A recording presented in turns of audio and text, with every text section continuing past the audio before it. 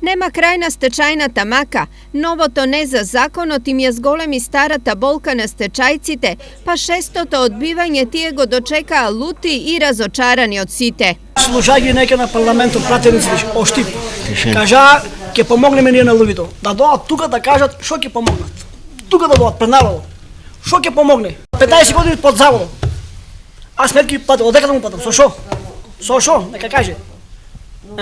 На нив не им е јасно зошто законот им е одбиен, кога забелешки по истиот немал никој. Конкретно за предлог закону не надеа замерка да речат не чине по тие точки, не се прифатливи тие.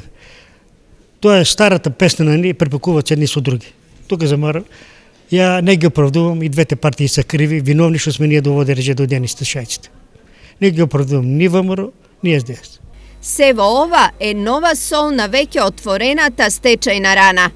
Крајно разочарани, да. Не треба така да би. Треба на сите работници што се биле со 15 години стаж да се грижат барем по 100 евра месечно да се даде пари. На секој. И тие се луѓе, тие сакат да живеат сите. Во меѓувреме, околу 50 стечајни работници се со блокирани сметки од ЕВН за неплатена струја и на нив веќе од уста им ја вадат и сувата корка леп. Имаме 9000 за останаток долг. Што да платиме? И така мачеме се ден за ден. Сметките си доваѓат, а ние нема што да ги плаќаме. И се нервираш, и болести сваќаме, и не може да се оправиме, ни лекарство може да земе. Мажу му постела и он падна. Не можем на него да му вземем лекарство. А никој не го интересира. Ми немаме струјата, па веројатно е тука скоро година. Исклучуваат ја на кого не треба да исклучат.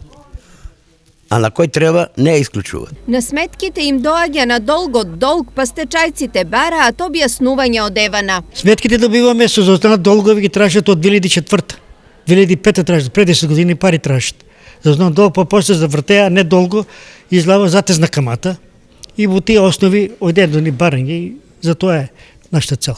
Иначе тие што не се платени сметките во ред, меѓутоа не доаѓаат за долгови од 2010 по 10 години тражат, од 2005 10 години тражат уназад пари. Освен ЕВН, блокади на празните стечајни сметки има ставено и УЈП за радиодифузна такса, што состојбата на овие луѓе ја прави драматично тешка.